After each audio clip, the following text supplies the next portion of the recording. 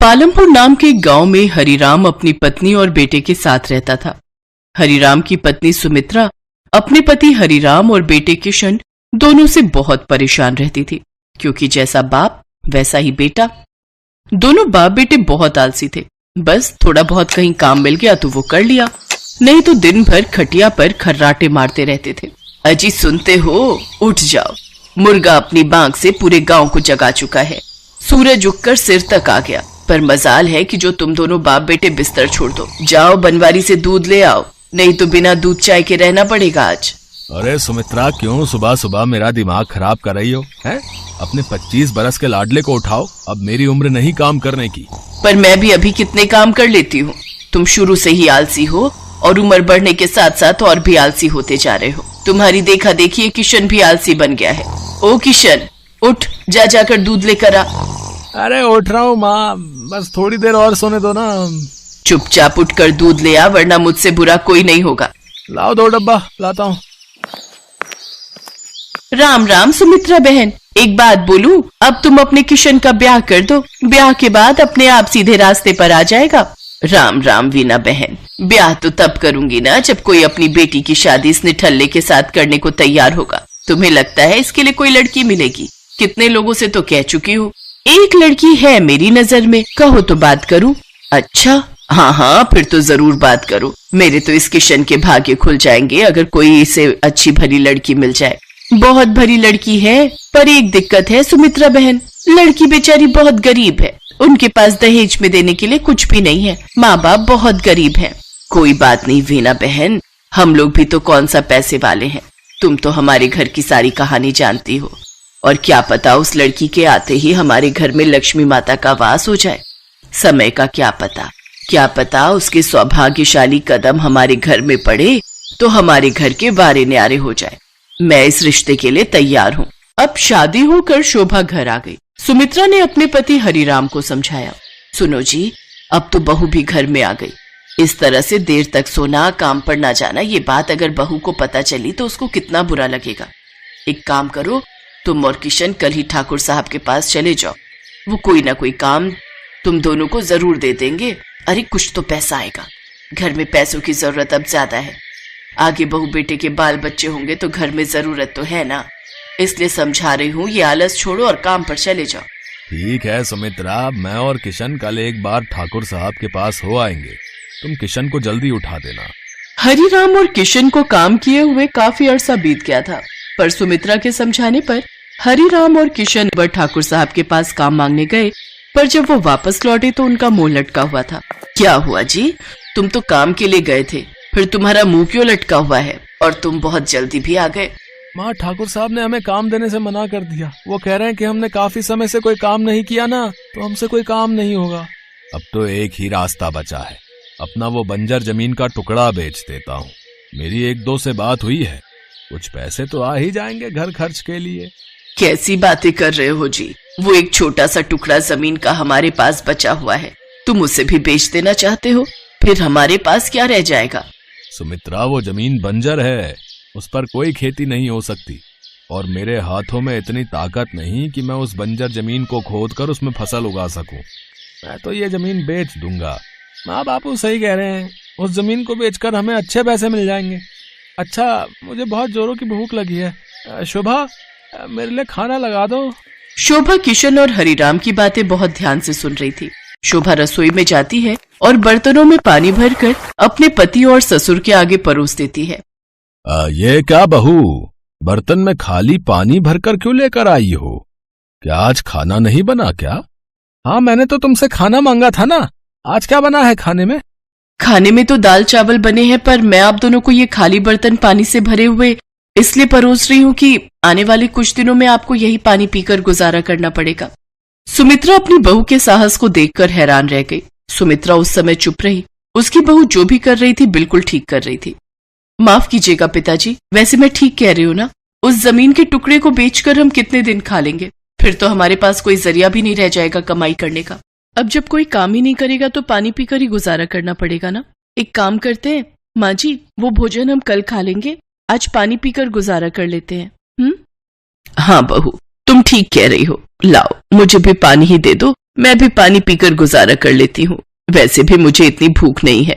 शोभा की बातें सुनकर हरिया और उसका बेटा बहुत शर्मिंदा हुए और काम करने के बारे में सोचने लगे। सुमित्रा, सचमुच बहू की बातें सुनकर आज मेरी आंखें खुल गईं, पर अब तो लगता है बहुत देर हो चुकी है। अब कोई काम ही नहीं देगा तो हम काम करेंगे कैसे, ये समझ नहीं आ रहा। हाँ शोभा, तुम्हारी बातें सुनकर मैं भी बहुत शर्मिंदा हूँ कि मैंने हमेशा आलस किया, पर अब इस आलस का त्याग कैसे करूं, क्या काम करूं? काम है ना, बहुत काम है। अगर आप अपनी नजर उठाओ तो हमारे आसपास ही हमें काम मिल जाएगा। बहू, मैं भी इस बारे में कुछ नहीं समझ पा रही, आखिर तुम कहना क्या चाहती हो? माँ जी, हमारी बंजर जमीन जिसे हम उपजाऊ जमीन बना सकते हैं, उस पर मेहनत से खेती उगाकर हम सब मिलकर अपनी जमीन पर खूब मेहनत से खेती करेंगे। वो जमीन आलस के कारण बंजर बनी है, हम उसे अपनी मेहनत से फिर से उपजाऊ बनाएंगे। हम चारों मिलकर अपनी बंजर जमीन को हरा भरा कर देंगे। बस हमें मिलजुल कर एकजुट होकर मेहनत और लगन से काम करना होगा। सुमित्रा, हमारी बहू सचमुच कितनी मेहनती है, ये आज मुझे पता चल रहा है। बहू, हम सब तुम्हारे साथ हैं। बस फिर क्या था, हरिराम की मेहनती बहू के कहने पर सब लोग मेहनत से एक साथ काम में जुट गए और कुछ ही समय में सबने मिलकर उस बंजर जमीन के टुकड़े को हरा भरा खेत बना दिया। माँ शोभा, तुम्हें पता है हमारा अनाज कितने महंगे दामों में बिका है? बहुत बढ़िया अनाज उगा था, बाजार में सब बहुत तारीफ कर रहे थे। पूछो बापू से। हाँ सुमित्रा, शोभा बहू के आ जाने से सचमुच हमारे घर में लक्ष्मी आ गई। मेहनत का फल कितना मीठा होता है, आज मुझे पता चल रहा है। जीती रहो बहू, हमेशा खुश रहो। और शोभा के एक छोटे से प्रयास से उसके ससुर और पति में बदलाव आ गया और उन्होंने आलस्य का त्याग कर दिया। मेहनती व्यक्ति जीवन में कभी भी असफल नहीं होते, इसलिए सदैव आलस्य का त्याग करो और मेहनती बनो।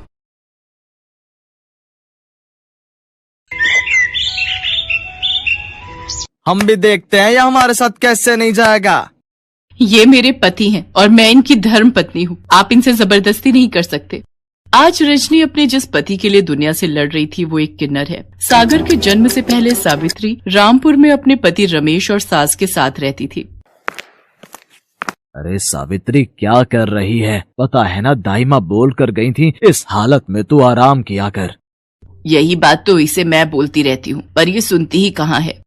आह मोरी मैया, अम्मा जी, बहुत तेज दर्द उठ रहा है। लगता है बहू के बच्चे का दर्द छिड़ गया है। रमेश, जल्दी से दाई माँ को बुला कर ले आ। अम्मा, तुम सावित्री को संभालो, मैं अभी लेकर आता हूँ। रमेश दाई माँ को लेकर आता है। वो और उसकी माँ दोनों बाहर इंतजार कर रहे थे, तभी दाई माँ बाहर आती हैं। उनका मुंह उतरा हुआ था। क्या बात है सुशीला, तेरा मुंह क्यों लटका हुआ है? बहू और बच्चा ठीक तो है? अब मैं क्या ही बोलूं अम्मा जी, तुम्हारे पिछले जन्मों का कर्म कह लो या इस जन्म की कोई भूल कह लो, तुम्हारी बहू ने एक किन्नर को जन्म दिया है। क्या? ये तू क्या कह रही है सुशीला? सावित्री बहू ने किन्नर को जन्म दिया है? सत्यानाश हो, जन्म भी दिया तो एक किन्नर को। अब क्या होगा अम्मा, हम तो पूरे गांव में मुंह दिखाने के लायक नहीं रहेंगे। मैं एक किन्नर का बाप कहलाऊंगा, ये हरगिज नहीं हो सकता। मैं अभी जाकर उस बच्चे की गर्दन दबा दूंगा। दाई माँ वहाँ से चली जाती है। रमेश गुस्से में सावित्री के पास जाता है और उस बच्चे का गला दबाने लगता है। नहीं नहीं, ऐसा मत करो, ये जैसा भी है जो भी है, बदनसीब मेरी औलाद है, मेरी कोख से मैंने इसे जन्म दिया है, इसे मत मारो, छोड़ दो मेरे बच्चे को। रमेश, पड़ी रहने दे नासपीटी को इस नासपीटे के साथ, तू मेरे साथ आ। रमेश माँ के साथ बाहर जाता है। सावित्री उन दोनों की बातें सुन लेती है। देख रमेश, इस बच्चे को अभी हाथ लगाया तो पूरे गांव में शोर मच जाएगा। रात के अंधेरे में जब सावित्री सो रही होगी तब इस किन्नर को बहती नदी में फेंक देंगे। मैं अपने बेटे को कुछ नहीं होने दूंगी, मैं चली जाऊंगी यहाँ से। सावित्री अपने बेटे को लेकर वहाँ से भाग निकली और मंगलपुर गांव में आकर रहने लगी। सावित्री ने मजदूरी करके अपने बेटे सागर को पाल पोस कर बड़ा किया और उसकी कमजोरी दुनिया से छुपा कर रखी। सागर पढ़ लिख कर उसी गांव के एक स्कूल में पढ़ाने लगा। सागर गरीब बच्चों को मुफ्त में शिक्षा देता था। उन्हीं बच्चों में से एक बच्चा रजत भी था, जिसकी बड़ी बहन रजनी सागर को पसंद करती थी, पर सागर नहीं चाहता था कि रजनी उसके करीब आए। सागर, तुम मुझसे दूर क्यों रहते हो? यही कारण है ना कि मैं पढ़ी लिखी शहरी लड़कियों की तरह सुंदर नहीं दिखती। पर तुमने कभी मेरा दिल निकाल कर देखा होता तो इस पर तुम्हारा ही नाम लिखा है। रजनी, बस है कोई वजह जो मैं तुम्हें नहीं बता सकता, इस कारण तुम मुझसे कोई उम्मीद मत रखो। रजनी को बहुत दुख पहुंचता है। कुछ समय बाद रजनी की शादी विनोद नाम के लड़के से तय हो जाती, पर शादी के दिन विनोद का पिता दहेज की मांग लेकर अड़ जाता है।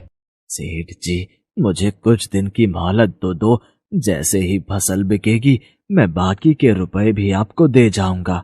तो ठीक है, हम बारात वापस ले जाते हैं।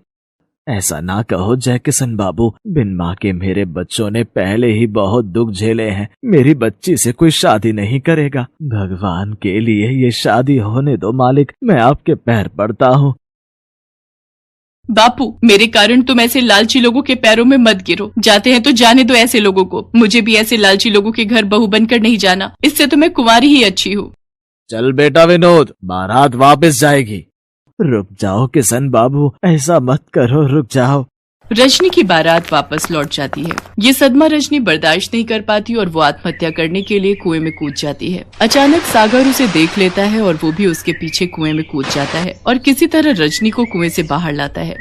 मेरी बच्ची, हे भगवान, क्या करने जा रही थी? अगर तुझे कुछ हो जाता, सागर बेटा, तुम नहीं होते तो आज मेरी बच्ची। दीदी आंखें खोलो ना, क्या हुआ दीदी? रजनी की जान बच जाती है। उसके मन में सागर के लिए और प्यार बढ़ जाता है। अब वो किसी न किसी बहाने सागर के घर जाने लगी थी। रजनी बिटिया, कैसी हो? मैं ठीक हूँ माँ जी। सागर कहीं दिखाई नहीं दे रहे। वो मैंने सूजी का हलवा बनाया था, सागर को बहुत पसंद है। मुझे पता था इसलिए ले आई। अच्छा, सिर्फ सागर के लिए ही लाई हो, मेरे लिए नहीं? नहीं नहीं माँ जी, आप भी खाओ ना। वो तो मैं बस। रजनी, तुम यहाँ? सागर, रजनी ने सूजी का हलवा बनाया था, वो तुम्हारे लिए लेकर आई है। अच्छा माँ जी, मैं चलती हूँ। मुझे बताना हलवा कैसा था। रजनी शर्माते हुए वहाँ से चली जाती है, पर सागर सावित्री से कहता है, माँ, रजनी मेरी सच्चाई नहीं जानती। मैं नहीं चाहता मेरे कारण उसकी जिंदगी खराब हो। मैं जहाँ तक समझ पा रहा हूँ, वो मेरे लिए अपने मन में कुछ अलग ही सोच रही है। मैं चाहता हूँ वो मुझसे दूर रहे। ये बात वो नहीं जानती कि मैं एक किन्नर हूँ। मैं एक साधारण इंसान की तरह उसके काबिल नहीं हूँ। सागर को लगा था कि रजनी वहाँ से जा चुकी है, पर रजनी तो दरवाजे की ओट में खड़ी सारी बातें सुन लेती है। उसके पैरों से जमीन खिसक जाती है और उसकी आंखें आंसुओं से भर जाती हैं। वो सारी रात सागर के बारे में ही सोचती रही। अगले दिन रजनी उठी और वो सागर के घर पहुंची और सावित्री के पैर छूकर बोली, माँ जी, क्या आप मुझे बहू के रूप में स्वीकार करेंगी? रजनी, तुम सागर के बारे में कुछ नहीं जानती। सागर।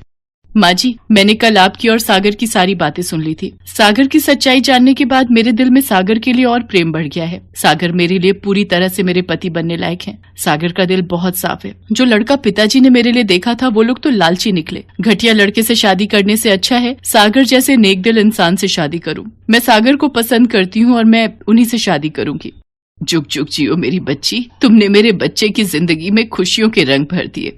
सागर को भी सारी सच्चाई पता चलती है। रजनी के अटूट प्रेम को देखकर सागर उससे शादी के लिए हाँ कह देता है और रजनी की शादी सागर के साथ हो जाती है। एक दिन सावित्री का पति रमेश उस गांव में आता है और वो सावित्री और सागर को एक दुकान पर खड़ा देख लेता है। सावित्री सागर के साथ घर की तरफ निकलती है तो रमेश उस दुकानदार के पास जाता है। भैया, ये जो अभी एक औरत तुम्हारे से सामान लेने आई थी, ये कौन है? ये तो सावित्री बहन है और साथ में उनका बेटा सागर है, स्कूल में मास्टर है। अभी अभी शादी हुई है इसकी। ये कैसे हो सकता है? मेरा बेटा तो किन्नर था। एक किन्नर पति कैसे बन सकता है? जरूर सावित्री ने इसके किन्नर होने की बात सबसे छुपा कर रखी है। अगर मैं शहर में किन्नर को जाकर ये सच्चाई बता दूं, तो वो इसे उठा कर ले जाएंगे और बदले में मुझे अच्छे खासे पैसे दे देंगे। मेरे तो मजे ही आ जाएंगे। रमेश सागर का सगा बाप होने के बावजूद भी इतनी घटिया हरकत करता है कि वो शहर जाकर किन्नरों को सागर की सच्चाई बता देता है और उनसे बदले में 50,000 रुपए ले लेता है। सभी किन्नर सागर को लेने गांव पहुंच जाते हैं। रजनी उस समय अपने पिता के घर गई हुई थी। सब गांव वाले भी सच्चाई को जान जाते हैं। हाय हाय, मैं भी देखती हूँ तू कैसे हमारे साथ नहीं जाएगा। तू किन्नर है और हम तुझे अपने साथ लेकर जाएंगे। तेरे बाप को 50,000 रुपए दिए हैं, उसी ने हमें तेरी सच्चाई बताई है।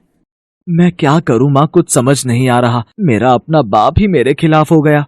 मुझे नहीं पता था काला साया बनकर तेरा पिता तेरा दुश्मन बन जाएगा। बचपन में तो मैंने तुझे उससे बचा लिया था। हे ईश्वर, मेरे बच्चे को बचाओ। तभी रजनी आ जाती है और वो किन्नरों का रास्ता रोक देती है। अरे ये औरत तो पागल हो गई है। एक किन्नर को अपना पति कहती है। जब तक ये हमारे साथ नहीं जाएगा, हम यहाँ से नहीं हिलेंगे। अरे हमने पैसे दिए हैं इसे यहाँ से ले जाने के। ये मेरे पति हैं और ये अपनी मर्जी से कहीं भी रह सकते हैं। तुम इनके साथ जबरदस्ती नहीं कर सकते हो। कानून के हिसाब से किसी को भी अपनी मर्जी से जिंदगी जीने का हक होता है और सागर और मैं एक खुशहाल जिंदगी जी रहे हैं। गांव वाले रजनी के साहस की प्रशंसा करते हैं और सब उसका साथ देते हैं। गांव वाले जानते थे कि सागर एक भला इंसान है। सब गांव वाले मिलकर पैसे इकट्ठे करते हैं और किन्नरों को पकड़ाते हैं। ये लो, हम सब गांव वालों ने 50,000 रुपए जोड़कर दे दिए हैं। अब तुम आज के बाद सागर को बिल्कुल भी तंग नहीं करोगे। हाँ हाँ, हम क्यों तंग करेंगे। अब जब हमारे पास पैसे हमें मिल गए हैं तो हमारा यहाँ रुकने का कोई फायदा नहीं है। पर जाते जाते मैं इतना ही कहूंगी, रजनी जैसी पत्नी जिसके साथ हो उसका कोई बाल बाका नहीं कर सकता। तुम दोनों हमेशा खुश रहना। मेरा आशीष तुम्हारे साथ है। चलो री चलो, बस निकल जाएगी, समय से शहर पहुँचना है। सागर सब गांव वालों का शुक्रिया अदा करता है और रजनी और सागर दोनों मिलकर सावित्री के पैर छूते हैं। सावित्री अपने बेटा बहू को गले से लगा लेती है।